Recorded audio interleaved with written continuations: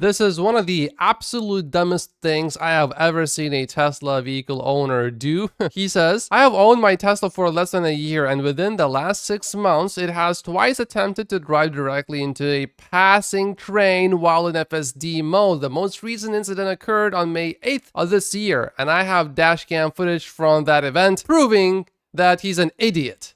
So he knew there was a problem. He knew he was going to go through a place where trains go.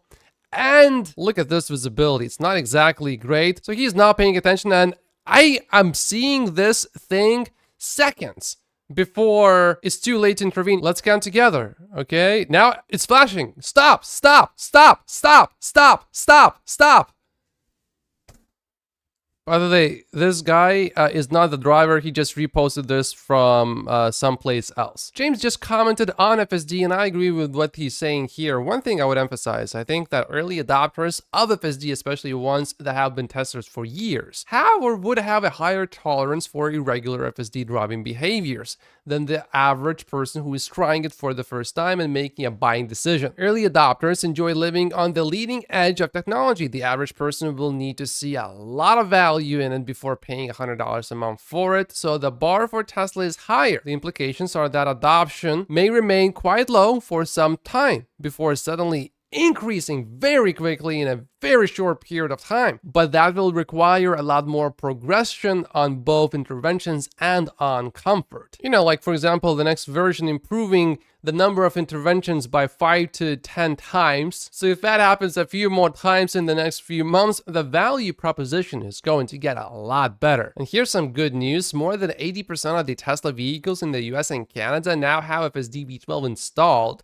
Less than 15% remain on FSD V11 based on the Tesla Fi data. Tesla's head of semi-engineering says Tesla semi-trucks have driven over 3.5 million miles. He added the Semi is 65% more efficient with a max payload than gas rivals, averaging 1.7 kilowatt hours per mile across the fleet. There's some good news here. This company, New Leaf Energy, has proposed a new Tesla Megapack battery energy storage system facility in this location. The facility will be 40,000 square feet and consist of 24 Tesla Megapacks and will generate around 80 megawatt hours, which could power 16,000 homes. This is just the beginning. We will start seeing more and more and more and more and more of these over time. Tesla's energy business already exceeds Tesla's automotive business in terms of its gross margins. And that's before Tesla even starts using its own batteries for these Megapacks. Elon also confirmed part of the Giga Texas extension will contain a super dense water-cooled supercomputer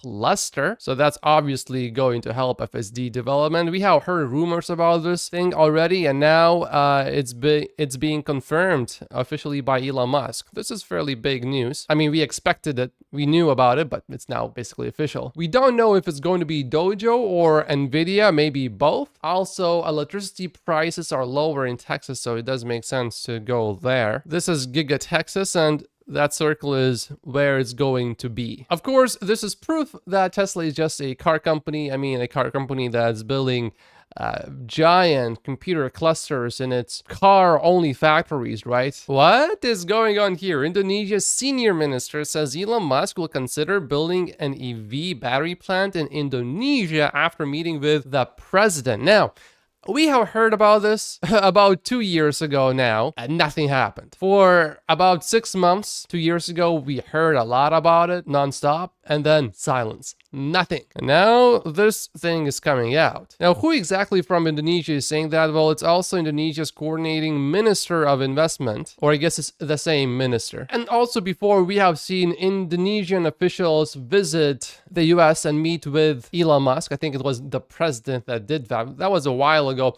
But unless I hear something directly from Elon Musk, I'm not trusting these Indonesian politicians that Tesla is actually going to do something there, because we have heard so much about it before and nothing happened. I'm confident that my other companies will invest in Indonesia long term.